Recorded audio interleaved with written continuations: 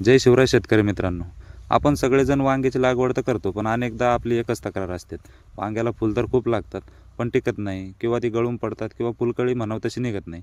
जर फुलकळीच टिकली नाही तर उत्पन्न कसं मिळणार आहे? पण काळजी करू नका. आजच्या व्हिडिओमध्ये आपण पाहणार आहोत नेमकं कोणत्या रासायनिक फवारण्या आणि खतांचा वापर करून आपल्या वांग्याची फुलगळती 100% रोखू शकतो आणि उत्पन्न दुप्पट करू शकतो. त्यासाठी व्हिडिओ शेवटपर्यंत बघा.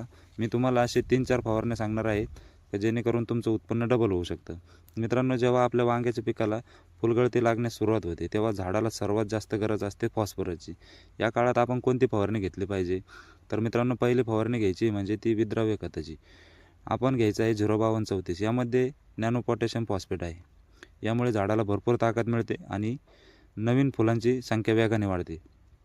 याचं प्रमाण घ्यायचं आहे मित्रांनो, 15 लिटरच्या पंपासाठी 75 ते 100 ग्रॅम घ्यायचं आहे. याच्या जोडीला झाडाचे अन्न तयार करण्याची क्षमता वाढवण्यासाठी आपण मिराकुलान घ्यायचं आहे किंवा गोदरेजच्या डबल यांपैकी एक टॉनिकची फवारणी करू शकता.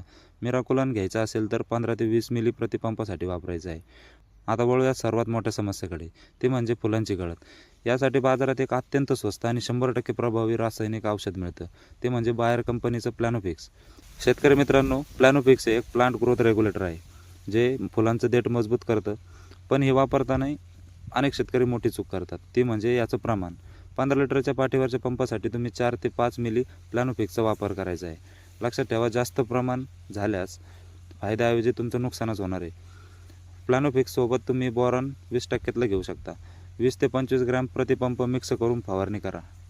बोरॉनमुळे परागीभवन म्हणजेच पॉलिनेशन चांगलं होतं, ज्यामुळे फुलांचं रूपांतर वांग्यात होण्याची प्रक्रिया जलद होती. एकदा का फुलांची फळांमध्ये रूपांतर होण्याची प्रक्रिया सुरू झाली की मग आपल्याला गरज असते वांग्याचे आकार, वजन आणि त्याची चकाकी वाढवण्यासाठी, कारण बाजारात शायनिंग मालालाच भाव भेटतो. या स्टेजला आपण 13-045 म्हणजेच पोटॅशियम नायट्रेटची फवारणी करावी. यामध्ये असणारा पोटॅश आकार वाढवतो आणि पिकाला रोगाशी लढण्याची ताकद देतो. हे देखील प्रतिपंपासाठी 75 ते 100 ग्रॅम या प्रमाणात घ्यायचं आहे. शेतकरी मित्रांनो, रासायनिक फवारणी करताना 2 गोष्टी आवर्जून लक्षात ठेवा.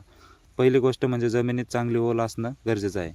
दुसरी गोष्ट म्हणजे फवारणी करताना नेहमी सकाळी लवकर किंवा सायंकाळी 4 नंतर करावी, म्हणजेच ऊन कमी झाल्यानंतर तुम्ही फवारणी करावी. जर तुम्ही या पद्धतीचे नियोजन केलं तर तुमच्या वांग्याच्या शेतात फुलांचा साडा पडणार नाही आणि भरपूर असे उत्पन्न तुम्हाला निघेल.